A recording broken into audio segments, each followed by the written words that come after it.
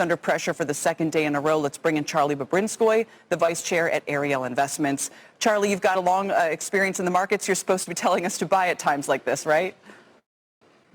As a long-term investor, I'm going to say we should hold at these times. This is what long-term investors do. They don't panic when times are down. They don't sell when stocks are lower. But if you need your money in the stock that you have in stocks and you're going to need it in the next 6 to 12 months, I would advise caution. This is not just the market having a panic. This is bad policy having bad effects. The stock market is all about things happening versus expectations. And the expectations were that we would get an administration that was very pro-business, that would be good for the market, lower taxes, lower regulation, more approved mergers. Instead, we're getting some policies that are extremely bad for business. And that, in my opinion, is why we haven't justified sell-off of the market. So are you juggling things around, Charlie, in the portfolio? I haven't made a lot of moves because the news is fully reflected in stocks. And so the names that are going to be hurt by tariffs are being hit hard. I will say the area that's been, in my opinion, hit probably a little too hard are regional banks and even some larger banks. Banks obviously aren't importing products that are going to be tariffed. Banks would be hurt by problems in credit, and we're not seeing that yet. So names like Bank of America and Bank of Oklahoma that have traded down in a big way, I am more positive about. There are some names in healthcare that have been hit very hard because of what Cabinet Secretary Kennedy has proposed. Mm-hmm. And so maybe some of those healthcare names are oversold, but I don't want to minimize what's going on here. Tariffs are, in this kind of tariff, very bad policy. They're going to have a real effect on the economy. You know what's so fascinating, Charlie, is the amount of retail buying that we're seeing. Did you hear those data points earlier? Big retail volumes buying into this market sell-off yesterday. What do you think that's about? And the retail, by the way, going back now to the pandemic, they've kind of been the smart money, right? They were buying in the March 2020 lows. We don't have to get into the Momo stocks and whether those have always worked out so well. But what do you make of this discrepancy where we have, it seems, retail buying into the sell-off while pretty much every investment pro economist we talk to is pretty bearish? Yeah, I think the retail investor has been taught to buy the dip. Look, if you bought stocks on dips anytime over the last 15 years, you've done very well. And so I support that basic instinct. That's better than the opposite, where people would panic and sell on the way down. But I do just want to stress that this is not a temporary phenomenon. If we're going to have less globalization, if we're going to have tariffs, significant tariffs, that's going to be bad for the economy for a while. And so I don't want people to think this is just the market having an emotional reaction. These are bad policies.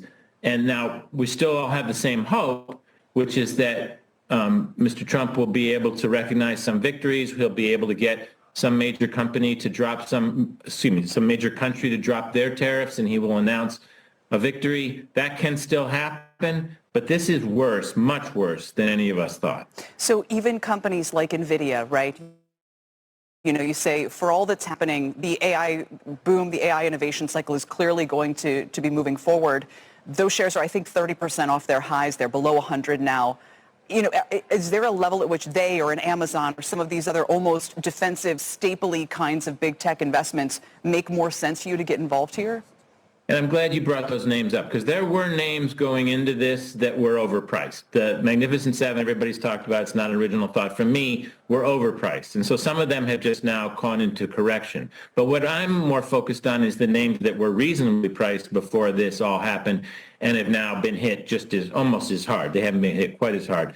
But you have to be careful about that. I would say some of the names like NVIDIA, some of the AI stories are coming back down to earth because the companies won't be able to spend in CapEx to advance their AI strategies in a recession the way they would if the economy was going on all cylinders. All right. And is that your, like you said, I know we have to see how the headlines and the trade wars evolve, but what if the jobs report hold in there? What if jobless claims don't spike? What's the time frame for you where you might say, you know what, maybe we're absorbing this shock and businesses are planning through it?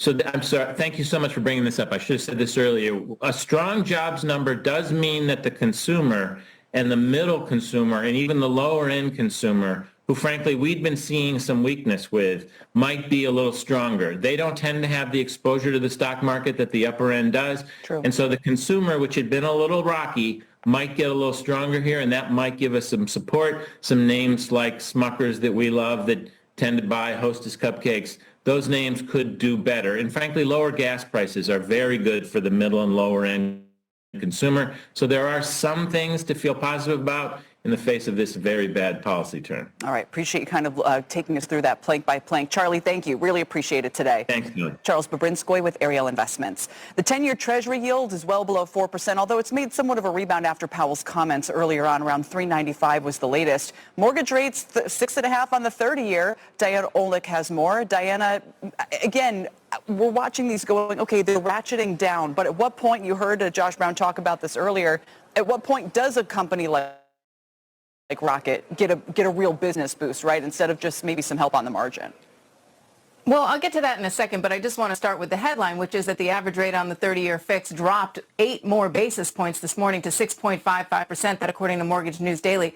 So we're now down 20 basis points in 2 days, or since the tariff announcement, and it's now at the lowest rate since October 4th. Now, the homebuilder stocks, which sold off yesterday, are bouncing back today, likely on the drop in rates. The homebuilding ETF, ITB, which includes both builders and building material product stocks, is up about 2.5%, but names like Lennar, Pulte, and luxury home builder Toll Brothers are also up solidly on the day. But when you look at the real impact on this recent drop in rates on a monthly payment, because that's what we care about, the difference is really not that much from where we were when we started this year at just over 7% on the 30-year fix. Here's the math. So on a $400,000 home, which is a little below the median price, actually, with 20% down on a 30-year fixed, and this is without property taxes and insurance, you're looking at a monthly payment of $2,033 today. Back in January, your payment would have been about $125 more.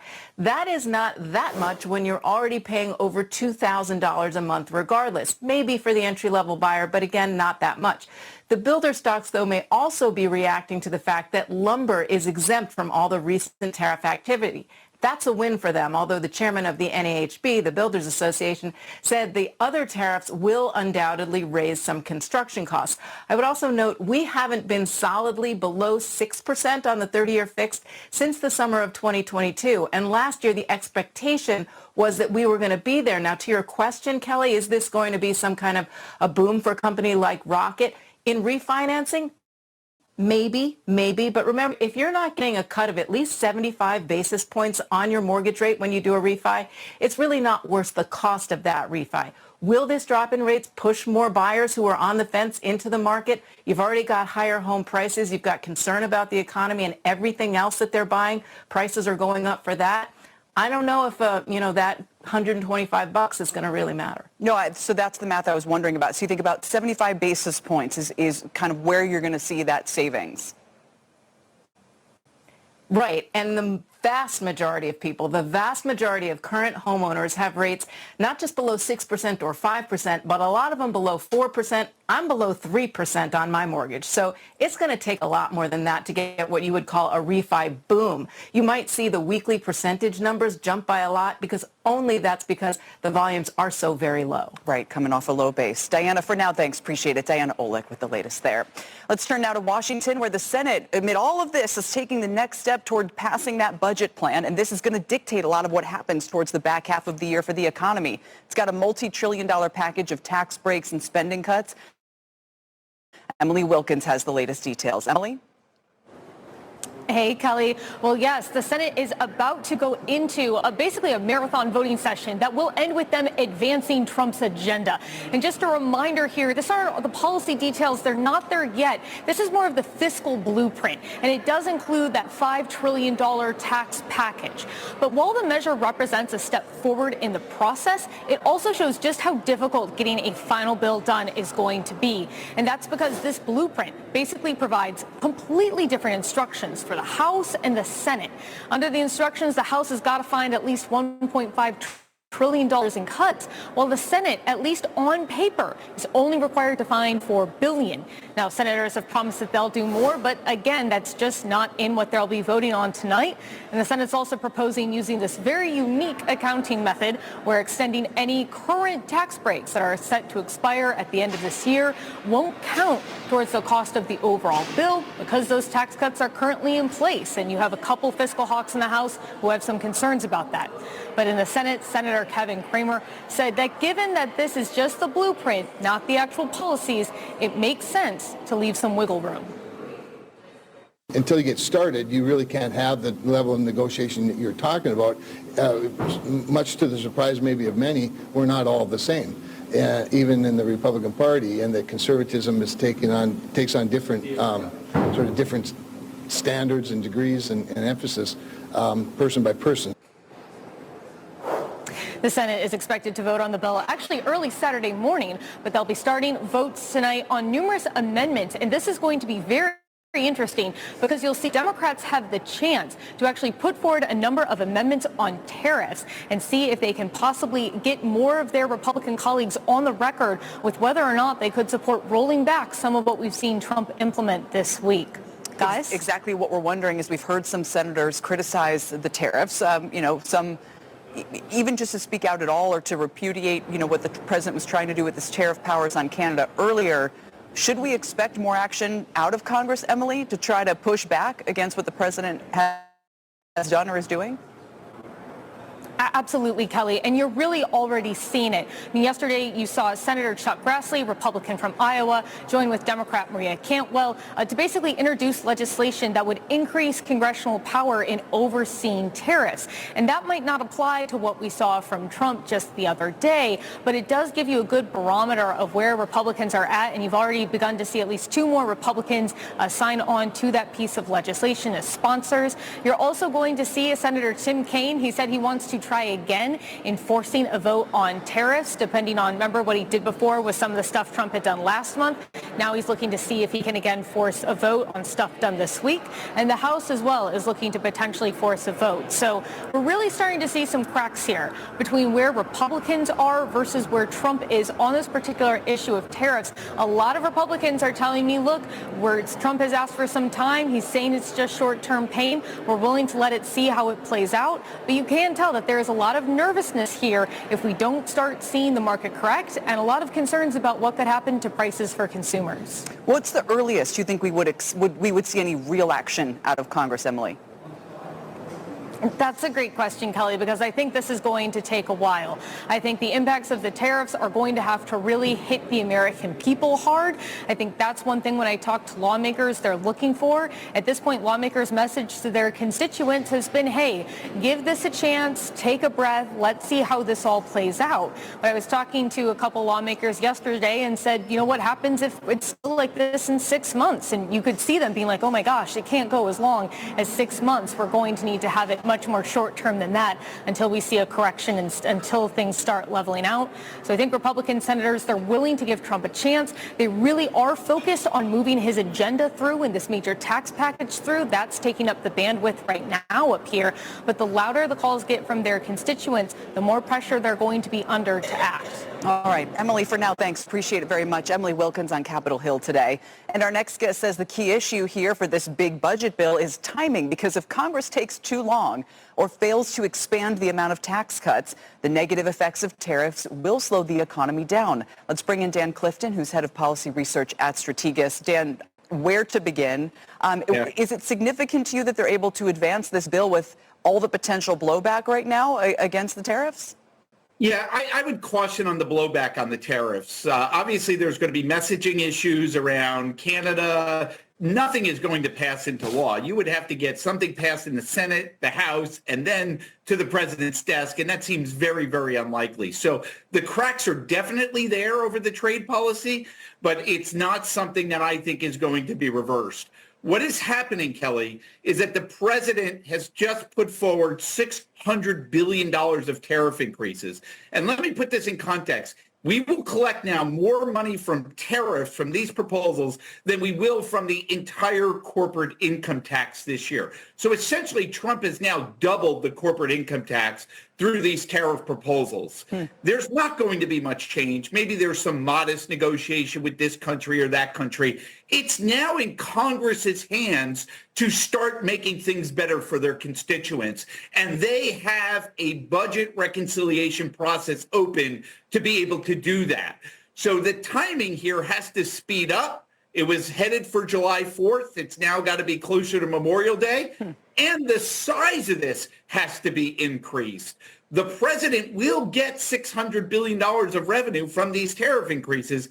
That gives Congress more resources to say, what can we do? Because extending the existing tax cuts is no longer an option. You're going to need to see lower marginal tax rates, lower corporate tax rates, and more incentives to invest to ease that pain and to push off a possible and growing likelihood of a recession. So I believe the ball is Dan, with that, and this is fascinating, but two issues with that. Number one, they still have to use reconciliation, so it still has to, quote unquote, not increase the deficit. And number two, I think I forgot it. So walk us through piece by piece. It's like, first of all, do they still have the ability to pass through the extension or further tax cuts without increasing the deficit and using reconciliation? Yeah, I don't think that's going to be a problem. This is going to be the most complicated reconciliation bill we've done in 25 years. But what will happen here is that there is no desire to have a $400 billion tax increase on American families on January 1st. So they will get the extension. The fight to date has been, how much spending reductions do you have? There's wide agreement on the tax side. And then you can't really have the deficit increase in years 11 through 20 in reconciliation. So they're going to have to play with the budget math to get there. But Kelly, I'm pretty convinced now that Congress is waking up to very significant equity market corrections and a growing probability of recession, that they're going to realize that they can use some of this tariff revenue to get some sort of larger tax cuts. And I want to be clear, but not one for one. The Budget Office will not accept that right, tariff exactly. revenue. They can't use it. They can't but technically they are likely use going it. to do something pro-growth. So they can't technically use the tariff revenue. In other estimates, Tax Foundation thinks it's only going to be $280 billion, but they can't technically use that revenue as part of whatever's going to happen. You just think that that gives them some breathing room? Absolutely, gives them breathing room. That's exactly right. And I want to say that the president's already done $150 billion of tariffs before Tuesday's announcement. So this was on top of that, about another 450. And what we see in the daily tariff revenue data is that first tranche is already starting to come in, because we can see it on a daily basis. So they will have some resources to be able to do that. And they won't use it dollar for dollar, but it gives them more flexibility to do something. And if they don't, we're probably going to have a recession. So what I expect, for every action, there's a reaction, a more pro-growth and a faster tax bill, possibly the Fed being forced to cut rates. And you can see some global policy changing as countries realize that they're going to have to do something for themselves now that Trump has this onerous policy on them. And interestingly enough, because yields are falling, they're not under as much pressure about the deficit issue. If the 10-year was still at 5% and rising and doing what it was doing to the housing market and so forth, the idea of, oh, we're going to not touch Social Security, Medicare, or Medicaid, and we're going to give you even bigger tax cuts would probably get a bigger blowback. Now they've got a 3.9% 10-year as they potentially pursue all of that. Absolutely, Kelly. And there's two things to this that's very important. Remember that the deficit is going to come down $600 billion because of this tariff revenue this year. That means $600 billion less of Treasury issuance. And the market is treating these tariffs as deflationary, not inflationary, as the market had been anticipating in the whole lead up to it. They are saying that this is going to hurt growth more than it is going to hurt inflation. Maybe there's a price rise up front, but overall with slow economy. And that means that Congress can use fiscal policy to offset that, and they're less binded on it because rates are starting to come down. Dan, I'm glad you were here today. Thanks so much. Thank you. Dan Clifton with Strategas. Sticking with Washington, we've got some breaking news on TikTok, matter of fact. Eamon Javers, what's the latest? Kelly, we've got new reporting now from NBC News reporting that the president is about to take some executive action here in order to extend the deadline for a sale or transfer of TikTok. Now, this is new reporting just coming in this minute from NBC News suggesting that the president is going to sign that executive order. We don't know exactly when that's going to happen. The deadline for that was tomorrow. Remember, Congress passed a law a year ago saying that TikTok needed to be suspended or or transferred to U.S. ownership. That didn't happen. The president earlier this year ended up extending the deadline for that to April 5th. Now, President Trump has said that he believes that he's close to a deal, and earlier this week he floated the idea of a deal for TikTok in return for lowering his tariffs on China. But the White House hasn't presented any evidence yet that the Chinese government has actually authorized TikTok sale or is participating in any negotiations around this. Now, I've been told that the Chinese government is wary of appearing to be bullied into a sale, and the massive Trump tariffs announced this week make Beijing less likely, not more likely, to agree to a transition there. Still, a number of companies have signaled their interest in participating in a deal for the wildly popular app, including Oracle, Amazon, and even reportedly YouTube star Mr. Beast. And this week, mobile technology firm AppLovin also signaled interest in participating in the deal. So, Kelly, if the president is now extending this deadline, as NBC News is reporting that he is, that seems to be indication that they don't have a deal on the table with the Chinese government to sell TikTok. And they have really, as I said, never demonstrated evidence that the Chinese were negotiating to sell TikTok at any point in this. But things can change. As you know, there's a lot at stake in the global economy right now. Eamon, stick around. We have a post from the president confirming this. It reads, "My administration has been working very hard on a deal to save TikTok, and we have made tremendous progress," he says. "The deal requires more work to ensure all necessary approvals are signed, which is why I am signing an executive order to keep TikTok up and running for an additional 75 days. The president continues, we hope to continue working in good faith with China, who I understand are not very happy about our reciprocal tariffs, which he says are necessary and fair and balanced trade between China and the USA. This proves that tariffs, the president says, are the most powerful economic tool and very important to our national security. We do not want TikTok to go dark. We look forward to working with TikTok and China to close the deal. Thank you for your attention to this matter." So, Kelly, yes, go ahead. Yeah, I was just going to say, as you listen to what the president's saying there, clearly there was no deal here that he was able to get. And the question is, what has changed in terms of Xi Jinping's incentive to allow a sale of TikTok to the United States? If Xi Jinping values TikTok and Chinese ownership of it as a media organization in the United States that has vast influence over young Americans, why would he part with that for really any amount of money? And then the second question is, if he feels that ultimately the U.S. government is going to ban TikTok, why not allow President Trump to take the political heat for doing that with young voters who are going to be outraged by any kind of deal that ends the existence of TikTok? They love the app. So if you're Xi Jinping, you say, either I'm going to keep this app or I'm going to let Trump take the heat for killing it. Right. And either way, it's a win for Xi Jinping. The question is for the U.S. government, how do you overcome those incentives on Xi Jinping's side? And Trump had floated this idea earlier in the week of maybe lowering U.S. tariffs in exchange for TikTok. We just haven't seen any confirmation from the Chinese side that TikTok is even on the table. Let's ask our next guest about that. Eamon, stay right there. We've got the CEO of one of the companies bidding. Adam Foroughi is the CEO of AppLovin. Adam, your shares are down 17%. They've been on a roller coaster ride. There's like 30 different bidders. Everybody wants TikTok, but maybe no one's ever going to have it. Yeah, I mean, we put forth the bid because we think we come at it with the best possible solution for all parties. We're in a position where we're proposing that they merge the entire global business of TikTok with our company. And the reason why this is important is the only way to abide by the law and solve the national security concerns here, we think, are that a Western company owns this app. Now, there's a few business reasons, too, that this is important for a proposal like this. We're an advertising company. Our business has grown immensely over the last couple of years after we launched an AI model in advertising. If you can pair our algorithm with the TikTok audience, the expansion on that platform for dollars spent will be through the roof. Can you recreate it? I mean, here's the irony to me. For years, Adam, this issue with TikTok has been simmering. And Instagram's algorithm is still not good enough. Why not? I mean, why not at some point just try to, if you or somebody has to have an algorithm, are the Chinese really that good and that special at TikTok that only they can come up with an algorithm good enough people really enjoy using it? Well, there's two algorithms we got to talk about. One is the recommendation engine. Theirs is exceptional. The old administration just kicked the can on this for 4 years, didn't try to resolve anything around national security. The president's trying to resolve this. Now, a Western company has to take this over to ensure there's no biases in the algorithm, there's no data leakage. Oracle's done a great job there as the cloud provider, and there's no issue in this application. This is important domestically here to Americans. It's also important in the UK, the EU, everywhere else. And what we're proposing is partnering with the Chinese to run the thing.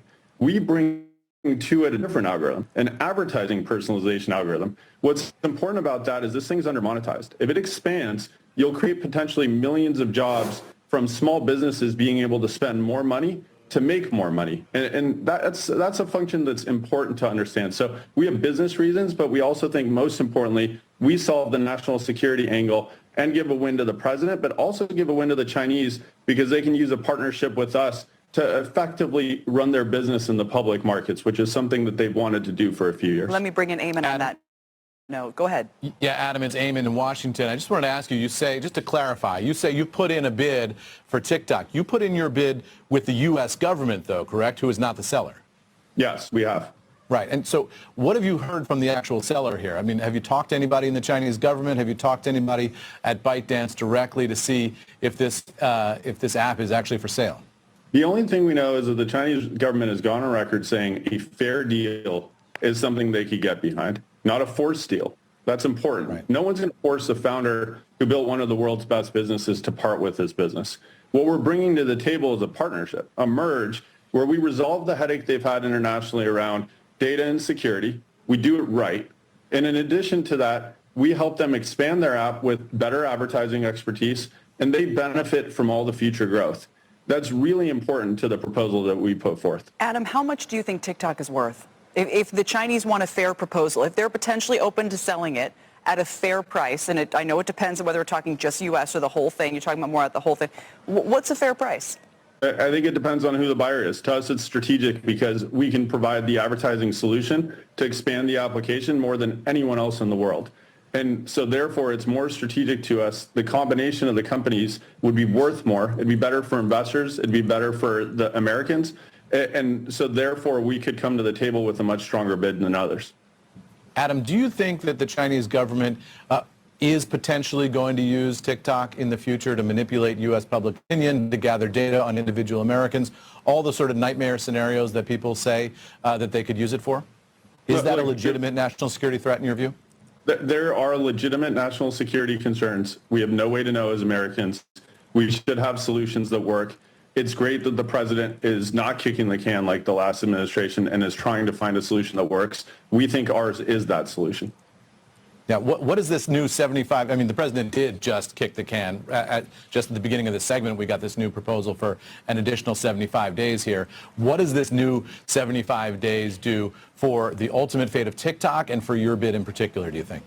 Yeah, look, it buys time to put the pieces together. The president's a great deal maker. We're proposing essentially an enhancement to the deal that they've been working on, but a bigger version of all the deals contemplated. Something that solves the issue domestically, solves the issue internationally, gives the Chinese a win because they get to participate in the public markets and benefit from all the future growth of the business that's exceptional that they've built, and gives our president a win because we can actually abide by the law and solve the national security concerns once and for all.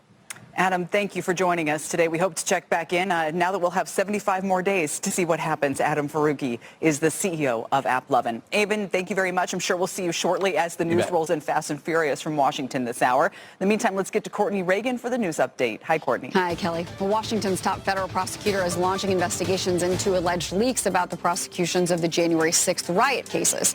In an email seen by NBC News, interim U.S. Attorney Ed Martin said Friday the alleged leaks damaged the parties and was used by media as misinformation, but didn't share any examples of these specific leaks. U.S. District Judge ruled today that the Trump administration violated a court order by pausing the disbursement of FEMA grants to states. A coalition of states had asked the judge to force FEMA to release the disaster relief funding that had remained frozen despite the judge's order in early March to lift the freeze. And jury selection in Massachusetts continues today for Karen Redd's retrial. She's accused of killing her Boston police officer boyfriend, John O'Keefe, in 2022. The first trial ended in a hung jury. Last night, Redd's lawyers asked the Supreme Court to intervene, arguing double jeopardy because jurors came forward after the first trial to say they agreed on acquittal for 2 charges and were only deadlocked on the third. Kelly, back over to you. Courtney, thank you very much. Courtney Reagan. Well, no surprise here. It's been a rough week for retail after Trump's tariff announcement. The XRT ETF is down 5%. Five Below, Kohl's, and Carvana are among the worst performers, but tariff and recession worries are giving the off-price retailers a boost. And Dollar General is the best performer this week, up 10%. They have very limited supply chain exposure to China. TJX and Ross Stores, who get discarded inventory that's now been front-loaded, round out the top three. Meanwhile, footwear shares turned higher today after yesterday's big drop. The president posting on Truth Social that Vietnam is willing to cut its tariffs to zero if a deal can be reached. Nike makes half its footwear in Vietnam, while On Holding makes 90% of it. For more on what this could mean for footwear, let's bring in FDRA CEO Matt Priest. And Matt, what are you hearing? Welcome.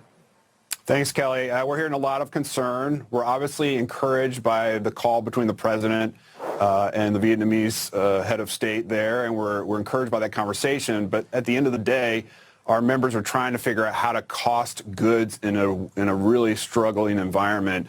87% of our executives we surveyed just last week see that economic headwinds are right in front of us, and that number is probably going to be 100% now that we had the announcement on Wednesday. So for us, all eyes are how we cost goods, how do we, how much of this goes to the consumer, and how can we mitigate some of this impact? There's actually been some research on how much, sneakers cost.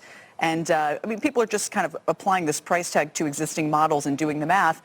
But Nike and some of these companies, they have profit margins. They can absorb this hit in those margins if they choose to and not pass it along to the consumer. So I'll be very curious about that.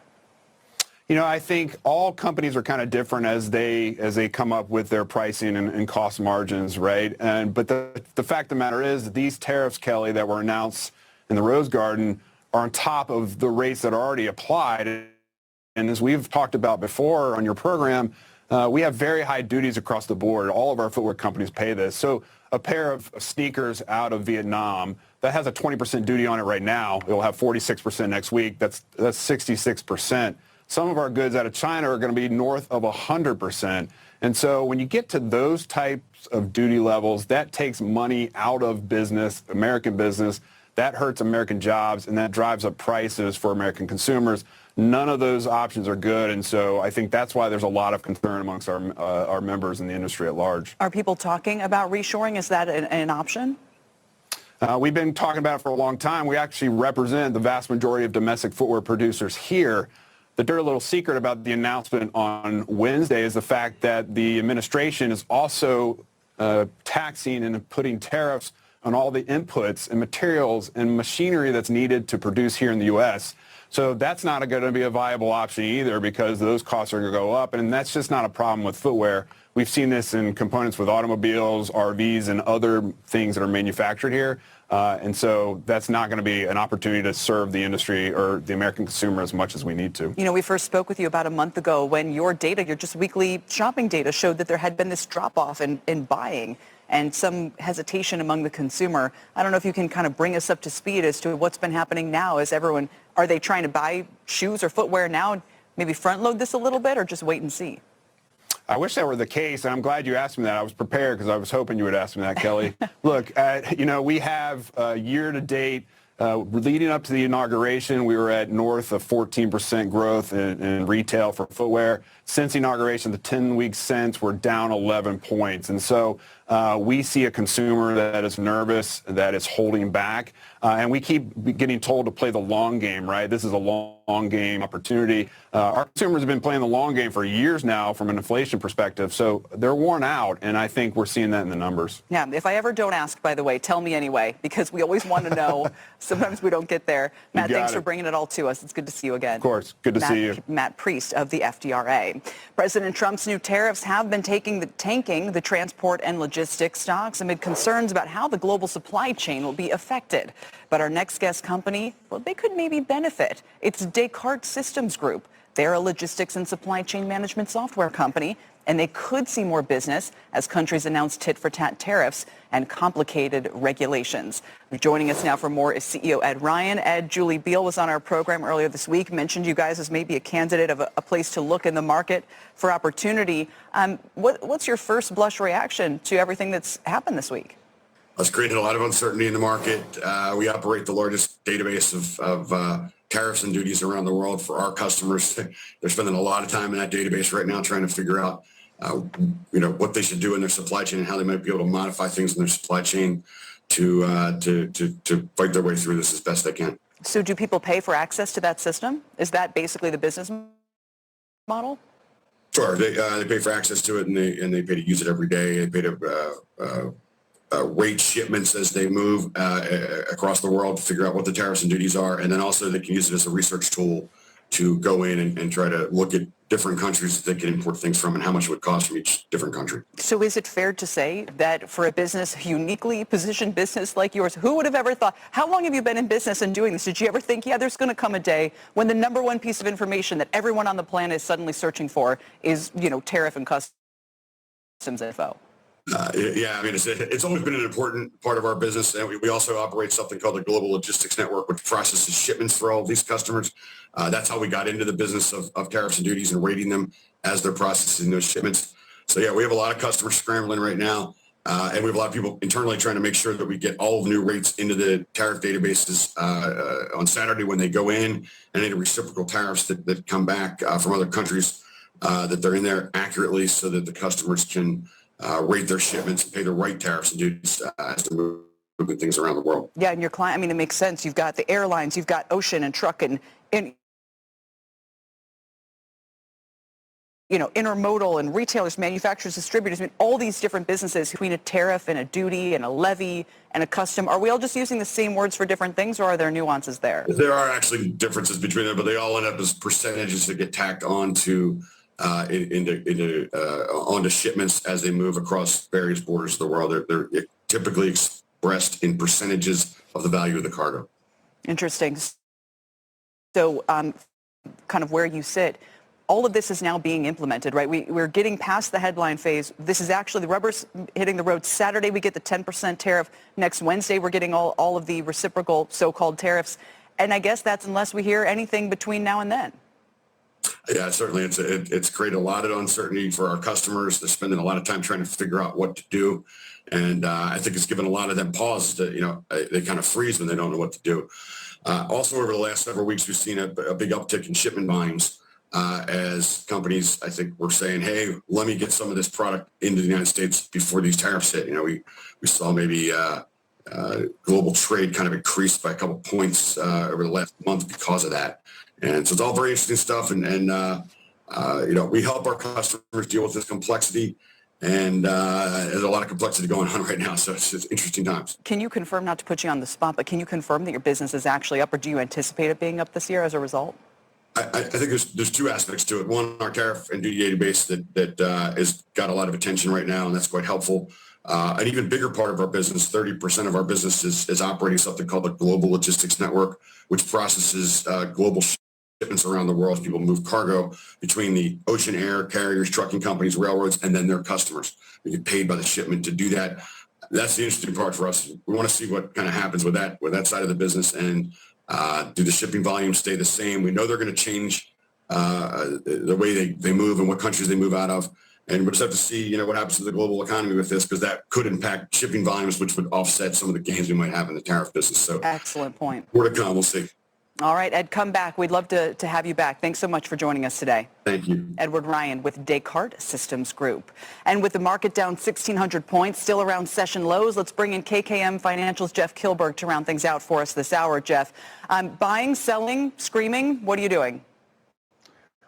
Mostly buying and screaming, Kelly. And it's interesting to see where TikTok has all of a sudden become like the focal point. And I think investors are just gravitating towards the recent news we saw about that extension, that executive order that President Trump just signed. If that really is going to give us 75 days to negotiate a TikTok deal, maybe we will see the temperature taken down a little bit by President Trump. And like President Trump or not, he is our quarterback. And this quarterback right now, President Trump, if you're listening, you need to call an audible. Lloyd Blankfein just gave you the roadmap. Take the tariffs down. Give us some more time here. And I think we saw the S&P 500 bounce about 50 points just now when we saw that TikTok news hit. And if we do see some type of delay on these tariffs of being implemented on April 9th, you could see the market rally and actually go up 2, 3, 4, 5% by the end of today's close. So I think President Trump owes it to the U.S. economy. I think if we go all the way back, Kelly, to the Depression back in 1929, it took decades and decades to rebuild trust in the U.S. stock market. We are seeing trust right now shaken. It is being rattled. We do not want to see this develop or metastasize over the weekend. And I think President Trump has to step up and be the quarterback that the whole U.S. economy, on the left and right, we need him to step up now. Interesting that you see TikTok as maybe an indicator there. That is being delayed by 75 days. You're the VIX expert. A lot of focus, VIX curve inverting. It's going to get worse. This is typically a buying sign. This has only happened in 2001, 2008. We're at, I think 40 or so last check. What does it tell you?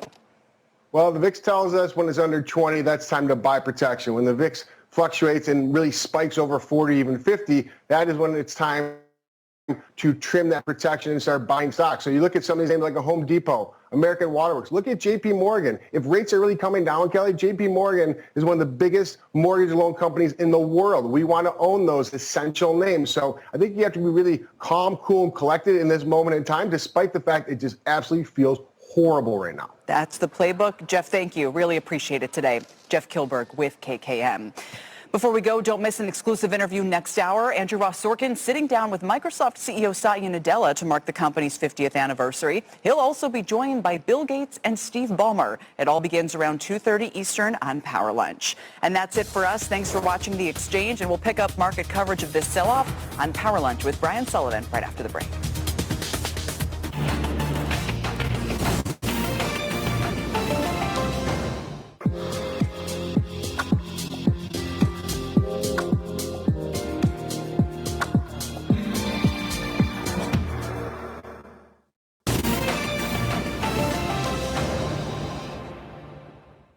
Today's Forex Update is sponsored by Interactive Brokers. 150 markets, 33 countries, 27 currencies.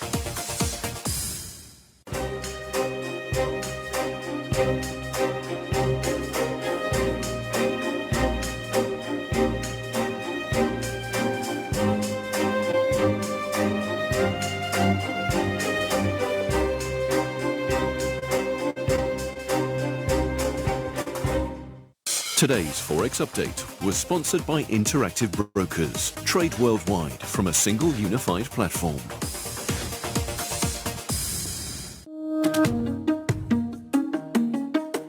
For the fourth consecutive year, Interactive Brokers is one of the fastest growing prime brokers and is now number 5 in Preqin's ranking of top prime brokers.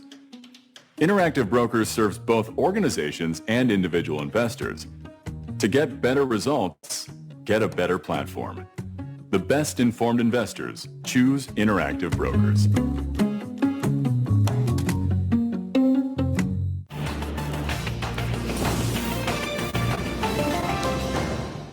Frank Holland, Worldwide Exchange, CNBC. The power plays are here, breaking down the markets with updates and deep dives. What's moving now and what's next for your money? Sarah Eisen, Carl Quintanilla, Money Movers, weekdays, CNBC.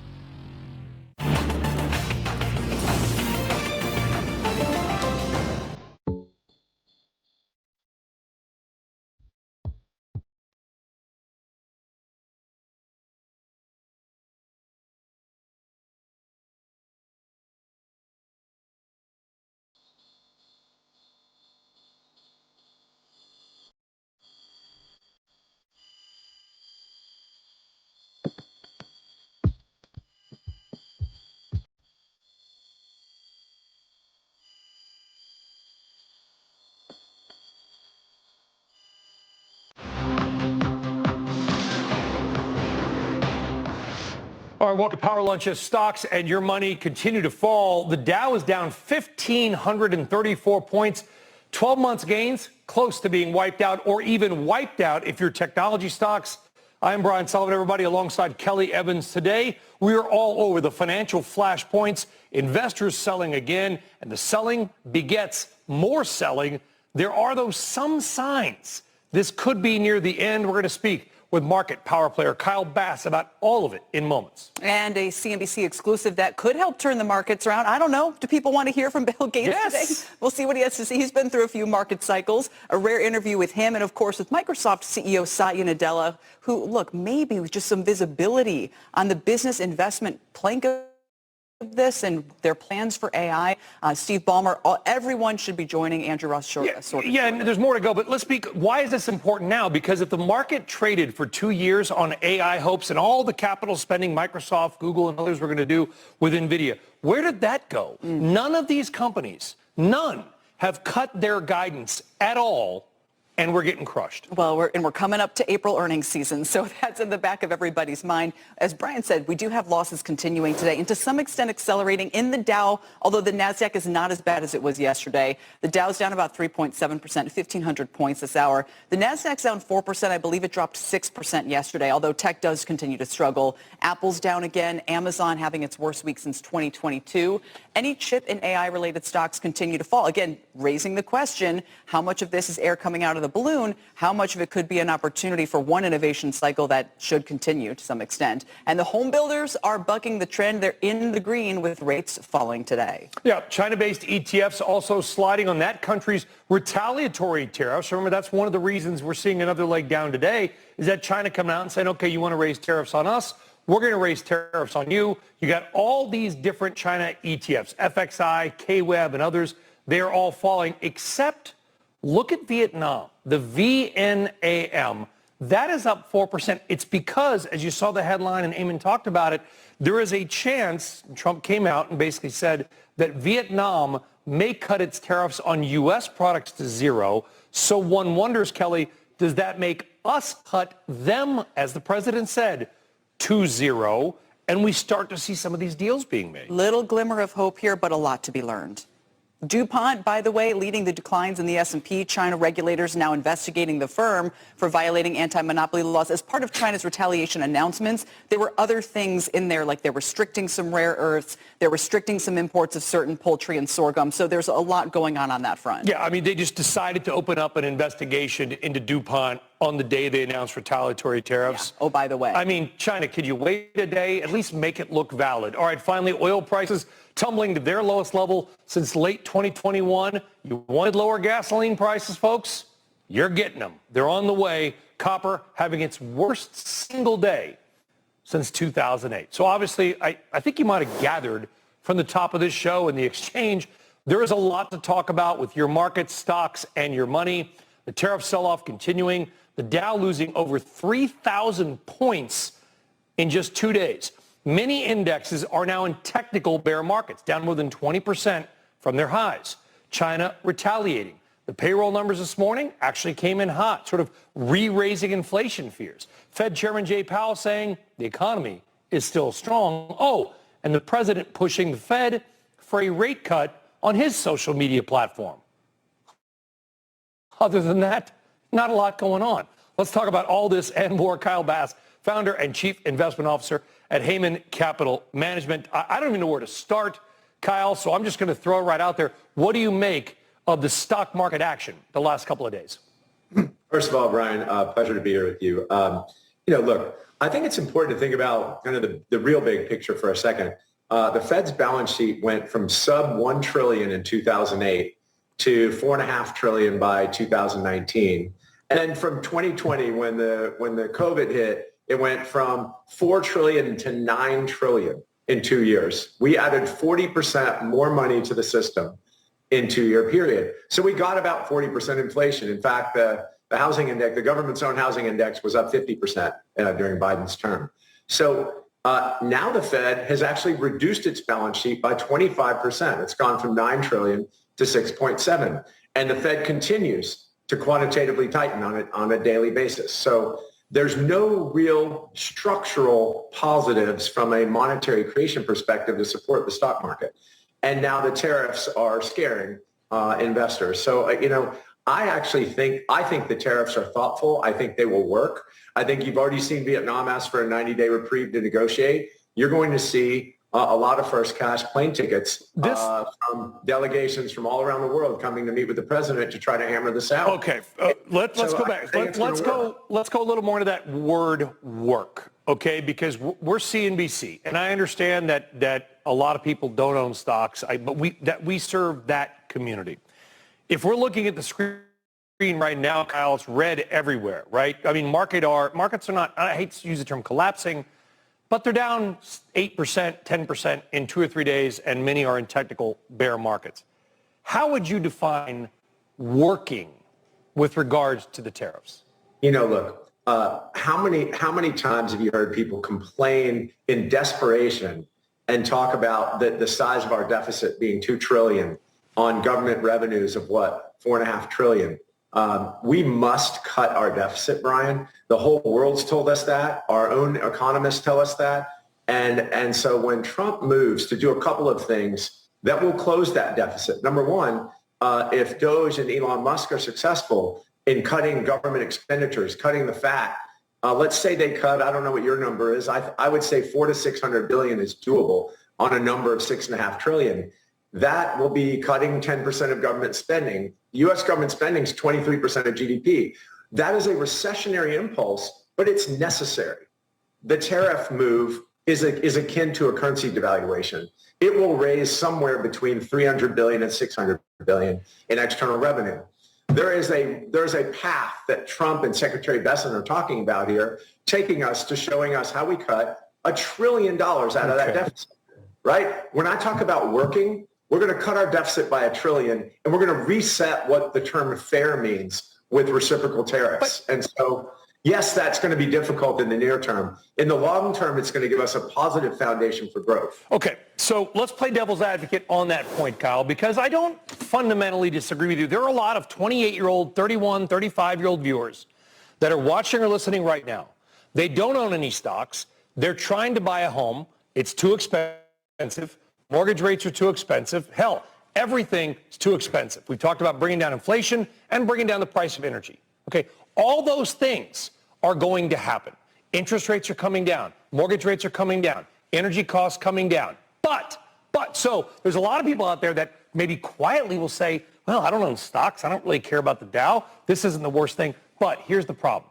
If you crash the economy to do it, if people lose their jobs and thus can't afford to buy the home, then what? What is the risk? We seem like we're walking a tightrope, Kyle, where, hey, if we can pull this off, that's great. But what if we fall?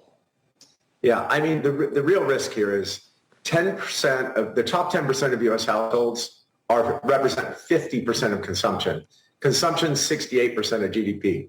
So the high end of the U.S. is what's been spending to keep our economy growing, and that's what's been driving jobs. So will that slow down? Yes. Look, I expect just with pure math, I expect U.S. GDP in real terms will drop 1.5% to 2%. Is that the end of the world? No. Could that change the psyche of investors and their spending? Potentially. But that's why, look, the Fed will be late. For certain, they'll be late. You can even hear it in Powell's response to the president asking for a rate cut. Certainly the yield curve will steepen. The front end's got to come down because the next two GDP prints are going to be difficult. It's going to look stagflationary, but it's going to get a lot better after that. And again, this is a restructuring we must engage in, Brian. We couldn't keep going the way that we went. Housing prices were up 50%. 50.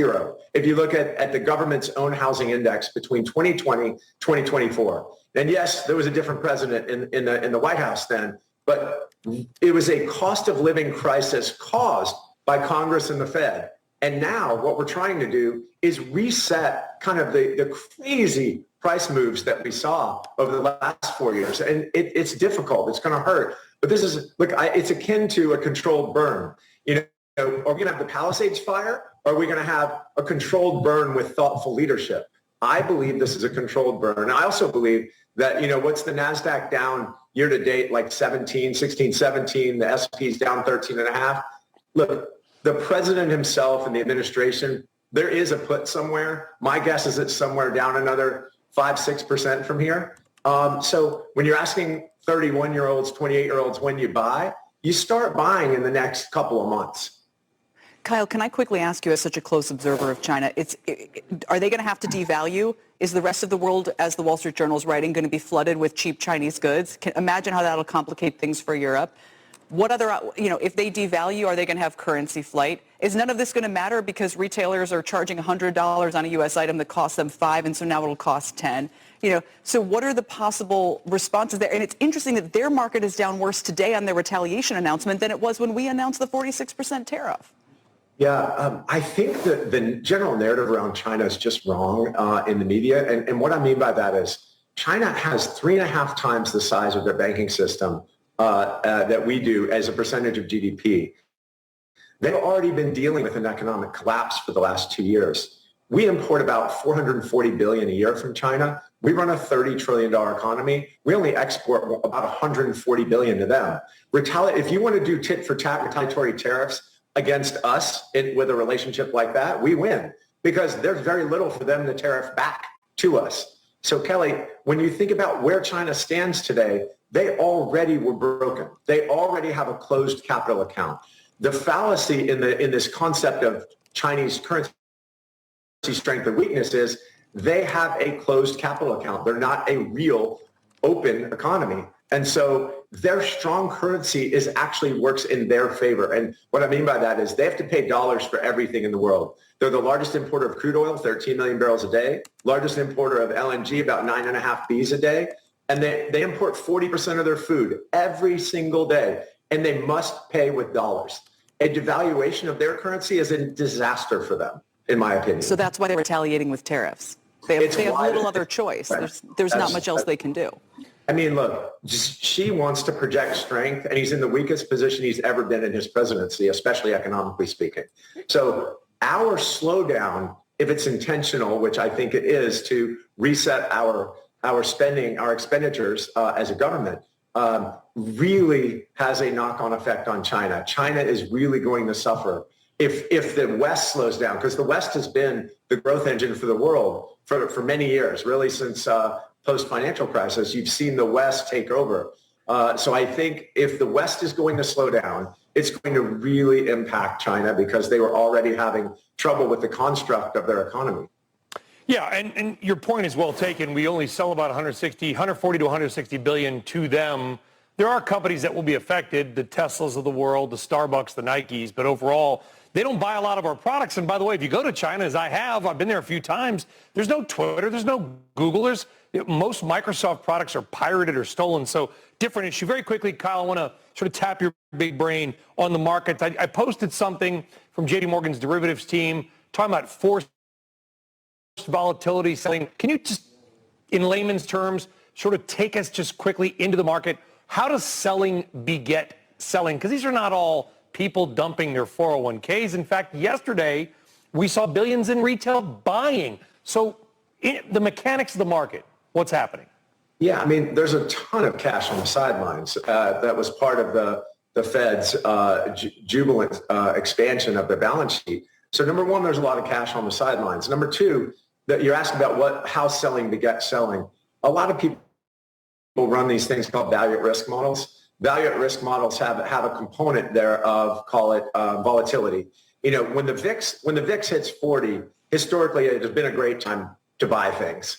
And so when the volatility spikes, the value at risk number expands, and it requires selling to sell down risk. And it's a crazy model. But it is what it is, and selling does beget selling. And so again, if the Fed is not going to be accommodative, and if you heard Powell, what he said today, he's telling you he's certainly going to be late to the party. He's certainly not looking to help President Trump. So I think if they're out of the picture, and in fact they're still quantitatively tightening, and you've got a scenario where we are not bluffing on the tariff side, we are here to reset trade relationships. We might have a short-term turn and bounce, but you're going to see the economy begin over the next 6 months. And then we're in a great spot to grow. We're in a much better fiscal position. And look, I applaud what's happening. It is difficult medicine to swallow, and we all own stocks. Like, I'm not short anything, just to be clear. I'm not talking my book. I was just about to ask you, because I know you know best. I was just about to ask you, do run a fund. If you're short, you are not one on the record. Very quick, we got to go. But Steve Leisman, who's not here, but he emailed me a question to Kelly as well. How do we blame quantitative tightening when the Fed just backed off to almost zero? Can you answer Steve's question real time? Yeah, I mean, the Fed has reduced their balance sheet 25% over 2.5 years. What do you mean? How can we? But I'm not trying to assign today's decline or yesterday's decline to quantitative tightening. But the fact of the matter is we've reduced our balance sheet. The Fed has 25%, 2.5 years, and the Fed's down to $5 billion a month or $60 billion a year. But that's certainly not accommodating anything. So all I'm pointing at is the arrows. If you look at if the Fed reduces its balance sheet 25%, there are multiplicative effects on the economy. What I'm saying is no one's talking about it, and it's actually functionally relevant to this conversation. It's just not relevant on a day-to-day basis. Kyle Bass, Heyman Capital Management, taking viewer questions live on the show. Only you could do that, Kyle. We appreciate it. Thank you. It's a pleasure. All right. Let's turn to Rick Santelli now. As we watch those bond yields sinking, we went under 3.9 this morning. Kyle just said